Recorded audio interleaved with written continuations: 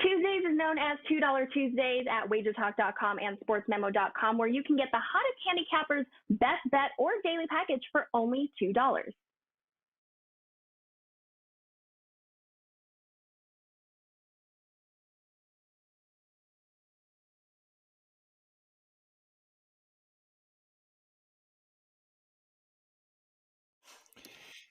Hey guys, Carmine Bianco here, WagerTalk.com with the July 20th edition of Stoppage Time. This is the MLS edition. We are going to cover 3 games that are on Wednesday's card of the MLS.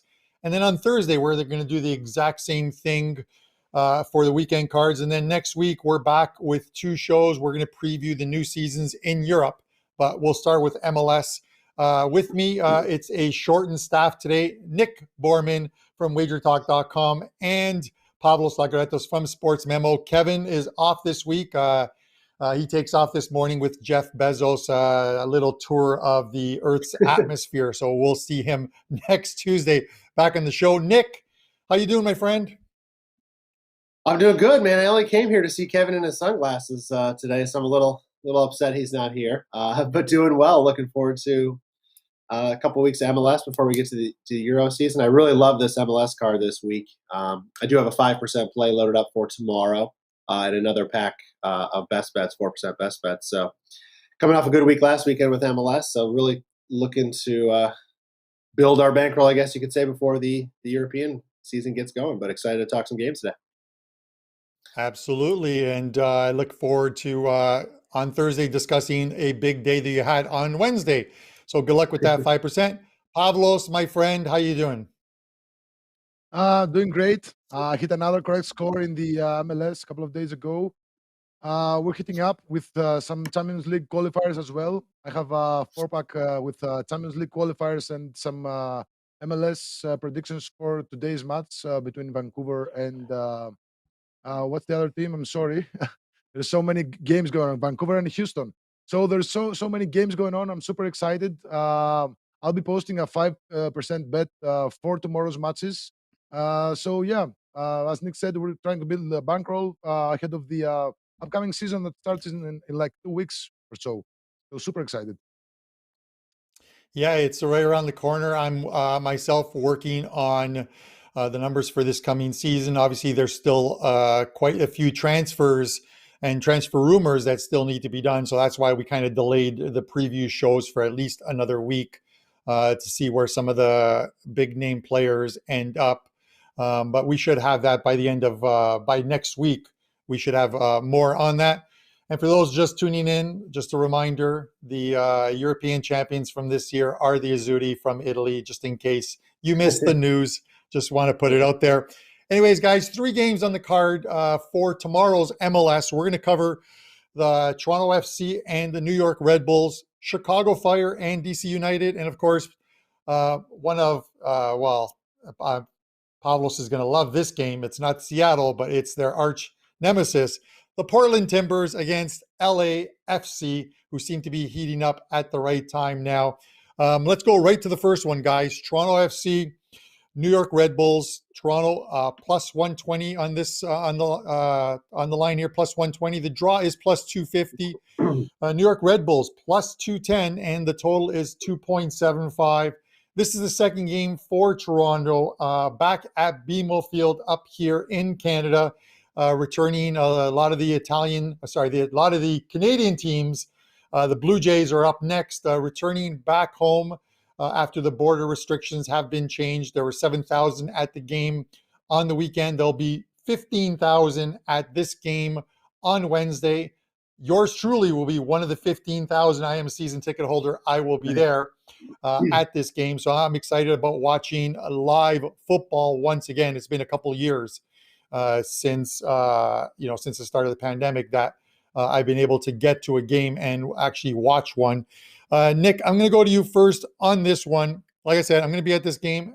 This is one of those ones where you look at the price of this game and then you look at the standings, you're wondering what is going on. Toronto with only 9 points, second from the bottom. But I'm going to throw this out there, guys, because I follow this team. They finally got rid of Armas as coach, manager. A absolutely horrible job with this team. A win and a draw since I'm going to say it's an unlucky draw on the weekend against Orlando because they played well. But Josie Altidore got in for the last 30 minutes or so.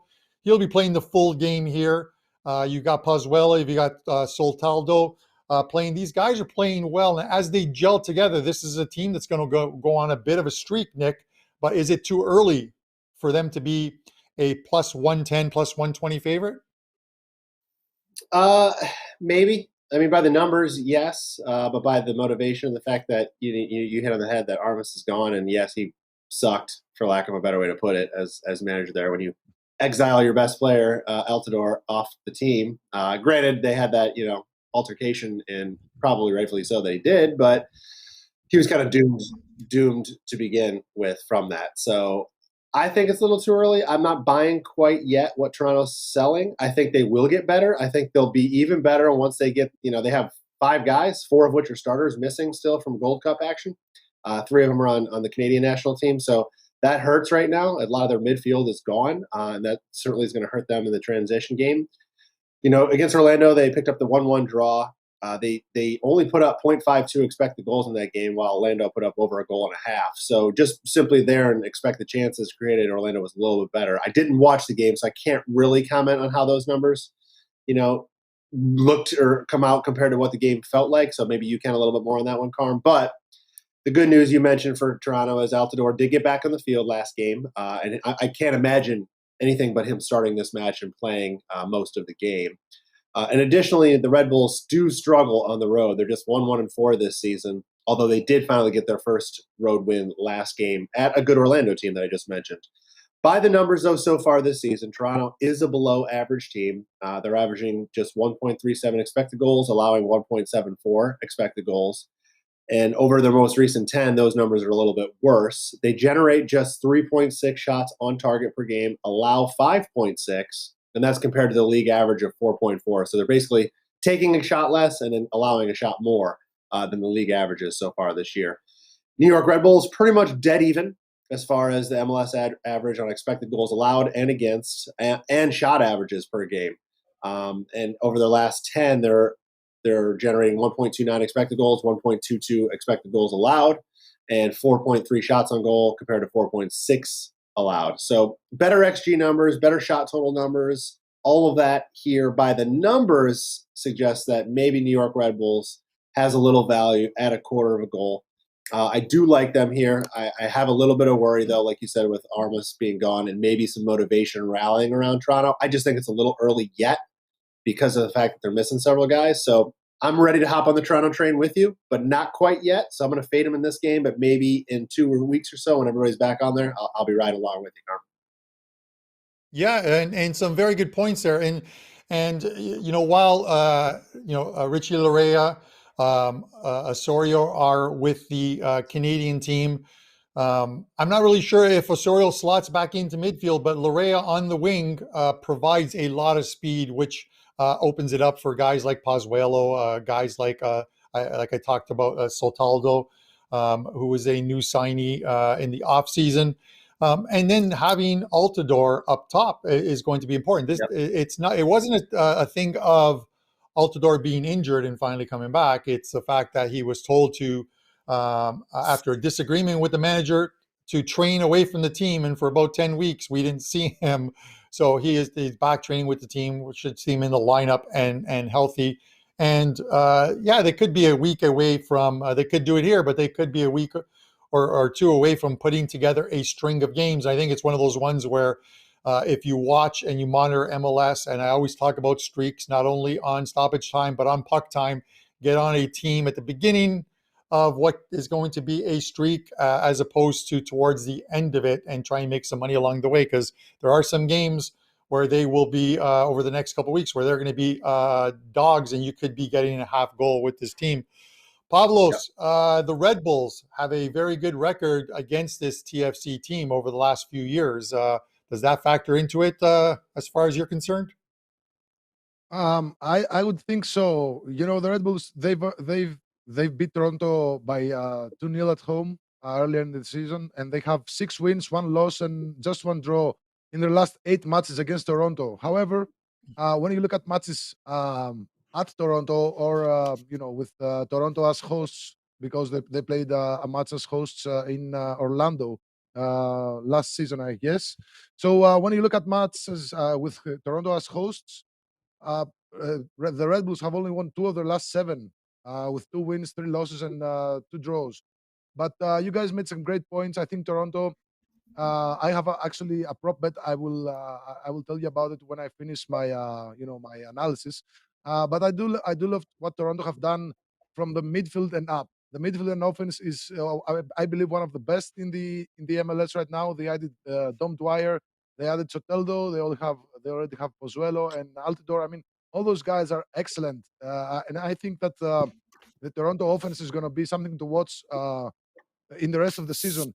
However, their defense is what worries me. They've only kept just 1 clean sheet so far in the season in 13 matches. They conceded twice, at least twice, on 9 occasions.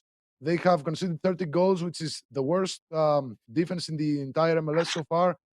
They're sitting at the penultimate spot of the Eastern Conference. But where I'm going with this, I was looking at the odds on to win the MLS Cup, and I saw some huge differences. I mean, DraftKings, they offer Toronto to win the MLS Cup at plus 1800, but when I look at Bet365, that price is up at plus uh, 12,000. Plus 12,000. I mean, that's a huge gap in my. No matter how you look at it, I think it's a good timing to jump on Toronto to win the MLS Cup, even if they don't. If they reach the playoffs, and I believe that they will, they're only 8 points behind the 7th spot right now in the East. So I guess that they'll be much better, especially if they shape up their defense a little bit. But with Altidore coming back, the change in coach, the return to BMO Field, and the players that will return at some point from the Gold Cup, I believe that Toronto FC, you guys mentioned it, they're up for a big streak. So they're gonna keep climbing the standings. So that price at Bet365 is only gonna get lower and lower as time passes by. So maybe you can take this bet at the plus 20. That's 125 to 1. That's insane. I mean, you can even cash out that as the season goes on. So I'm jumping in on that. So as far as this match is concerned, I like Toronto here. The price ain't great. If you like Toronto to win outright, it's at plus 115. The price has dropped a lot. The initial price was at plus 170, and it keeps dropping. I don't really trust the Red Bulls on the road. That is, they've only had like 1 win this season, and last season they struggled a lot to get results.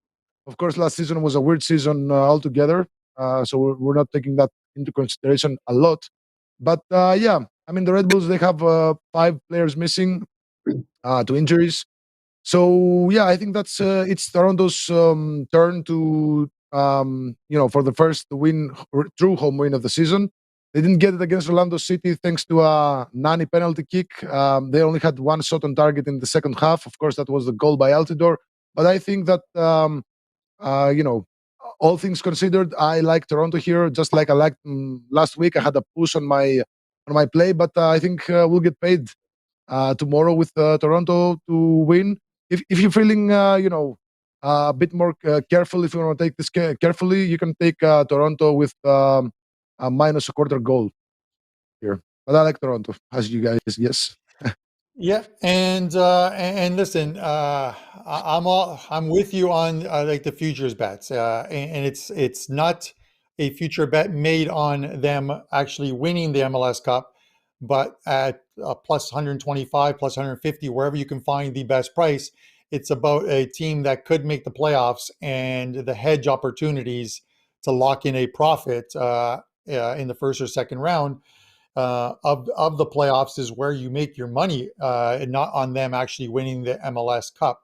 So it's a not a bad bet, and they have more home games than they do road to close out the season. So being true home games now with fans in the stands should help this team. We'll see if it helps out tomorrow. I'll be there with a beer in hand, making some noise with my TFC scarf. All right, guys, it's Tuesday, so it is, of course, $2 Tuesdays at WagerTalk and Sportsmemo.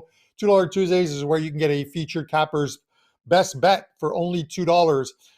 Be it a 5% play that goes for $35 or a regular 4% play that goes for $25. At WagerTalk, the $2 capper is none other than Lawrence Presman. The Prez has a 5% MLB play up. You can get that again for $2. And over at Sports Memo, it's UCapper, who is Ronald Kabang. You can get his play for $2 as well. And within that play, in the analysis section, are some great deals that you can get from either one of those cappers on long-term specials. So head over to wagertalk.com and Sports Memo and pick those up for $2. All right, guys, game number 2, Chicago Fire, DC United. This one here, the odds, Chicago, even money, plus 100. The draw is plus 280. DC United is plus 225. The total on this game is 2.75, which is a split line of 2.5 and 3. I'm going to explain that split line just once more to you guys who don't understand that line of 2.75. It is, just, like I said, a split of 2.5 and 3. So if you're betting $100, 50 is on over 2.5 or under 2.5, whichever you're taking. The other 50 is on 3, over or under, whichever you're taking. So that's the easiest way to explain that line. Pavlos, I'm going to go to you first on this one. Watching the Fire, and I talked about them in an article that Rob Meach of the Chicago Sun did on the Chicago Fire.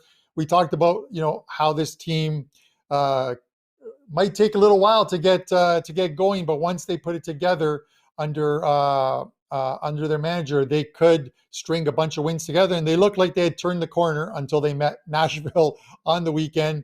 A couple early goals conceded on the road, and then a red card, and by the end of the day, it was 5-1 for that Nashville team.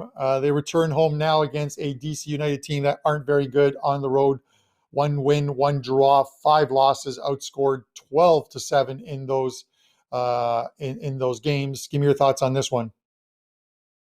Yeah, what a tough loss for Chicago, but we already know that they're horrible on the road. I mean, they've only won 2 matches in the last 3 seasons. In 2019, 2020, and so far in 2021, they have 2 wins, 21 losses, and 10 draws. And that's they're traditionally just terrible on the road. So whenever you see them on the road, just fade them.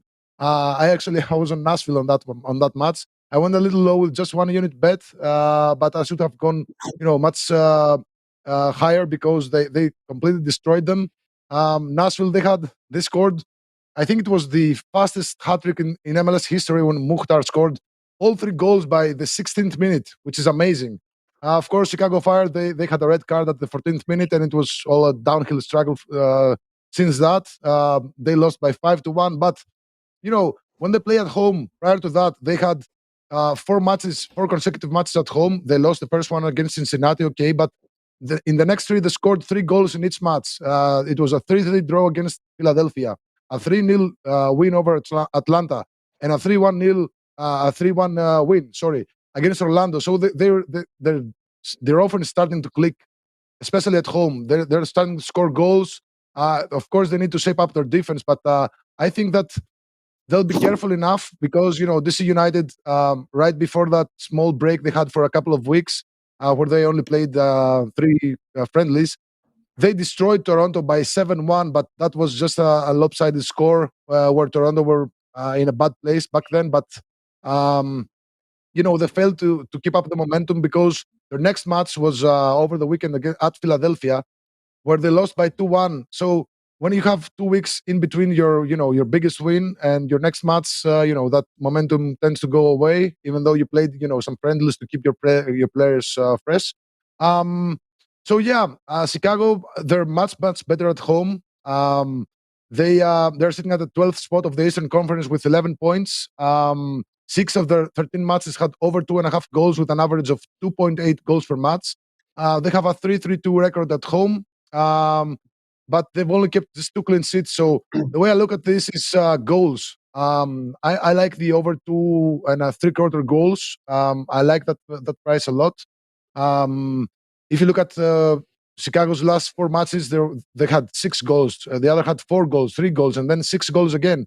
So the way DC United play on the road is just, they're very inconsistent. They've only kept a couple of matches low in low scoring. The 1-0 loss to New England, and the goalless draw against Montreal. But all the other matches had 3 goals or more. So I think that Chicago win this one, possibly by a 2-1 or 3-1 correct score line. But I like the over 2 and 3/4 goals here.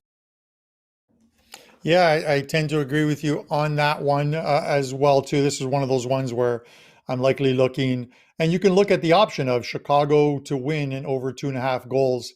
And that's got to be plus money on that one as well, too, which has, I think, a good chance of winning because I think Chicago wins this game and we see goals, as you said.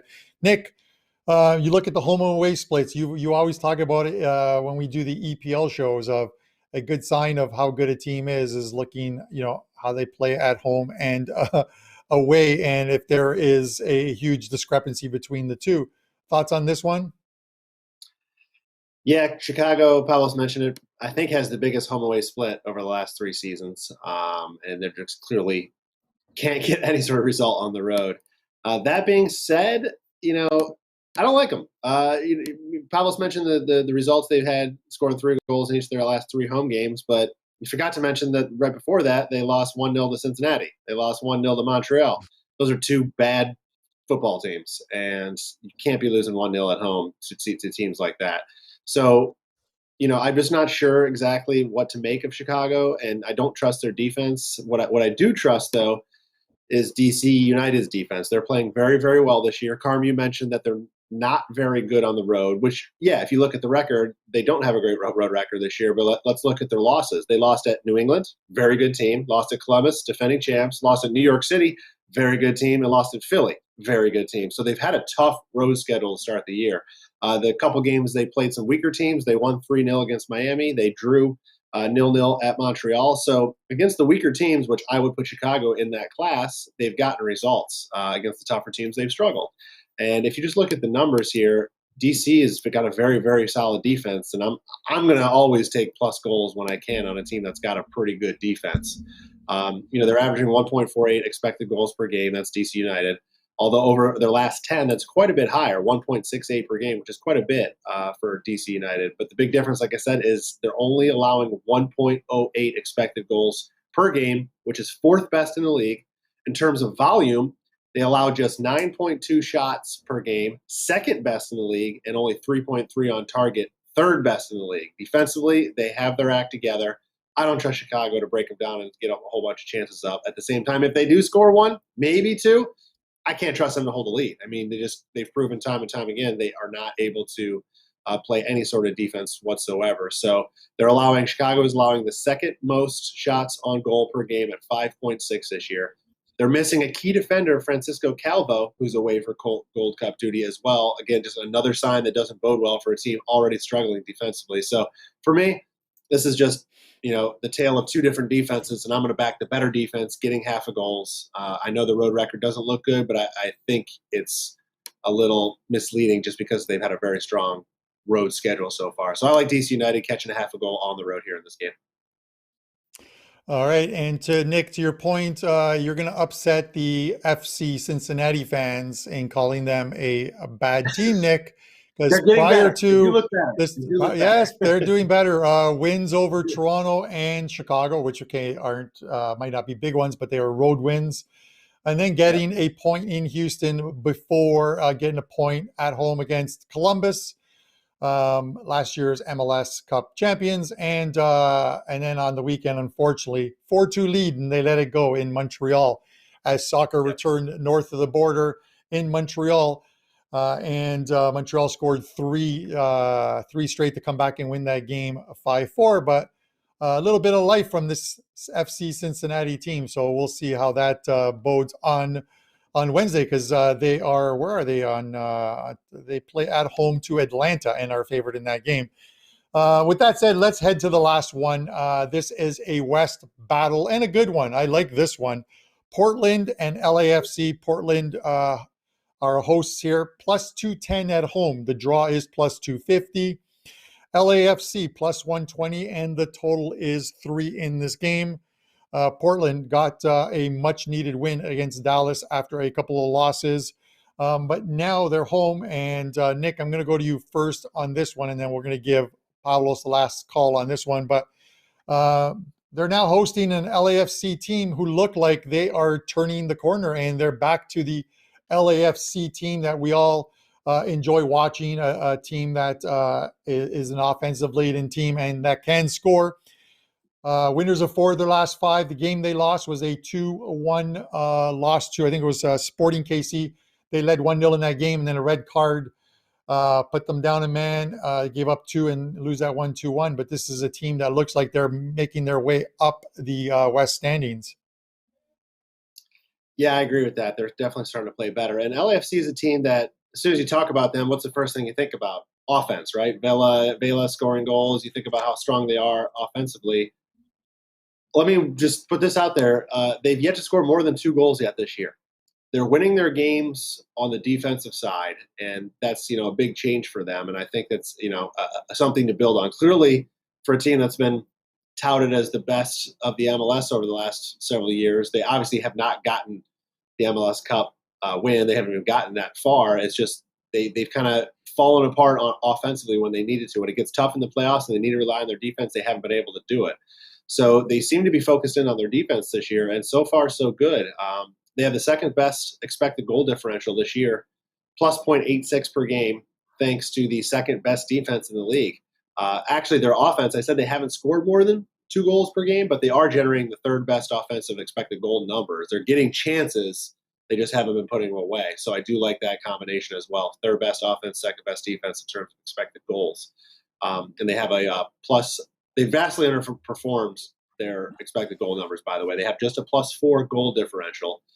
And offensively, they've scored over a half a goal less than they're generating in terms of expected goals per game. They're averaging 1.83 expected goals per game, but they've only scored 1.3 actual goals per game. So to me, I like to look at those type of numbers early in the season like that, because generally what I've learned when looking at expected goals over the years is they start to get closer to that metric over time. So does it mean LAFC is going to go out and score 8 goals in this game? No, but should they start putting in 2 goals more regularly, 3 goals occasionally? I think so, because they are getting the chances. I mean, just their last game alone, they put up 5.33 expected goals against Salt Lake, and it took a late goal just to end up winning that game 2-1.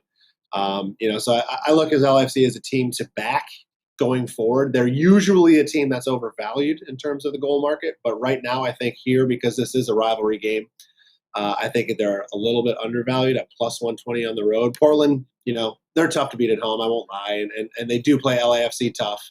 So I don't think it's going to be an easy win by any means, but I just think a lot of metrics are pointing at LAFC. I think they're playing much better. I like just grabbing a little bit of a plus number on LAFC.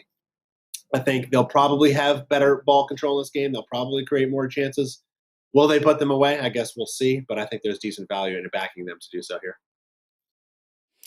That's Nick Borrman of WagerTalk.com. He has a 5% play up for Wednesday in MLS. You can get that over on his page at WagerTalk.com. Grab that. Nick is on a good run and had a good weekend in MLS, so I definitely want to take advantage of that. Pavlos, listen, I know you're a Seattle Sounders fan, so you're looking at these 2 teams and you're saying, well, it doesn't matter what LAFC does. We will take care of them in the playoffs. And then, of course, your hated rivals, the Portland Timbers. So give me your thoughts on this one.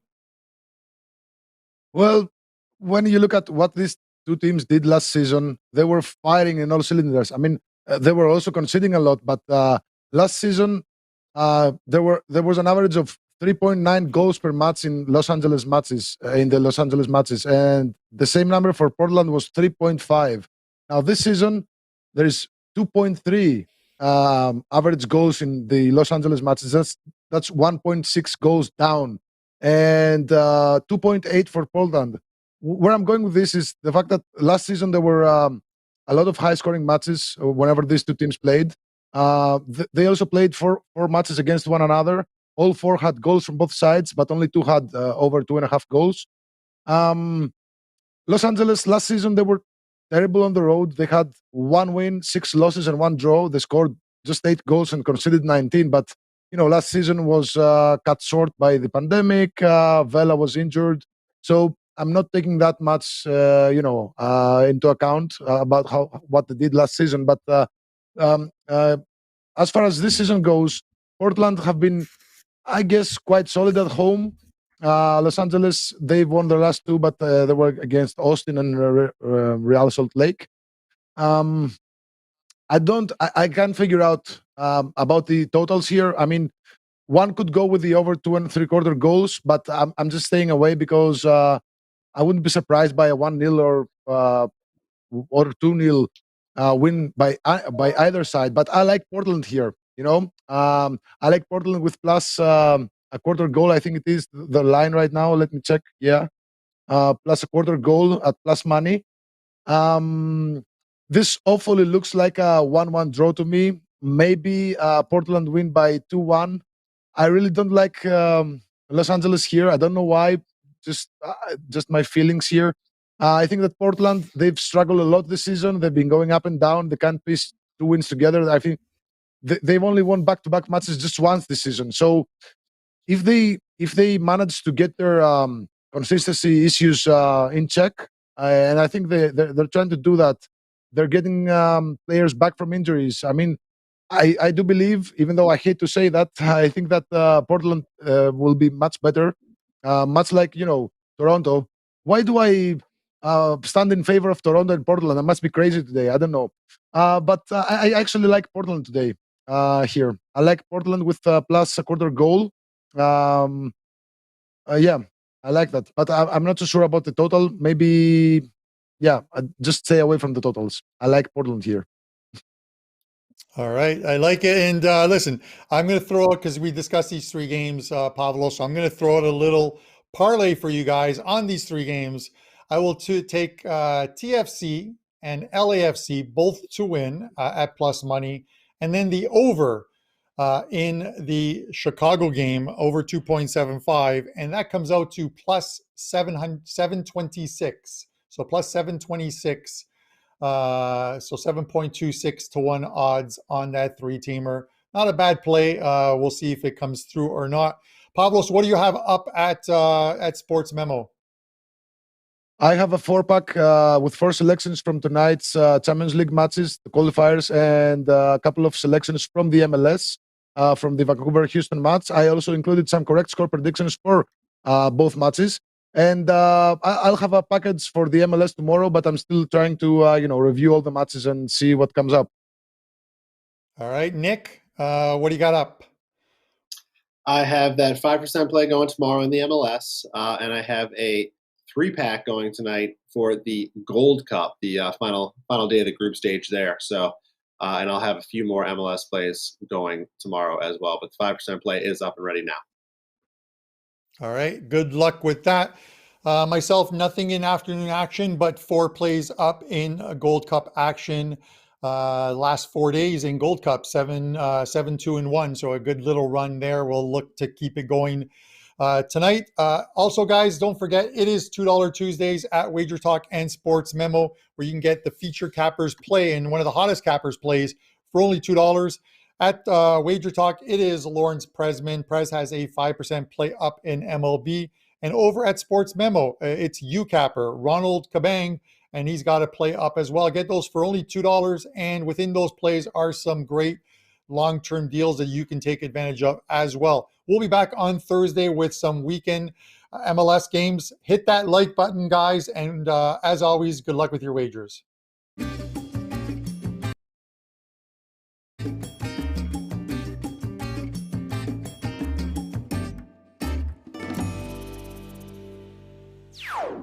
How much do you want to pay for the NFL and college football season? You decide how much you want to save. Right now, WagerTalk is offering their lowest price for the 2021 NFL and college football seasons. From now through the start of the regular season, we are offering special early bird pricing, but these prices will increase by $20 per sport and $30 for the college football and NFL combo every week until the season kicks off. Save up to $200 this week by buying your favorite WagerTalk capper for the package, and remember, the longer you wait, the less you save.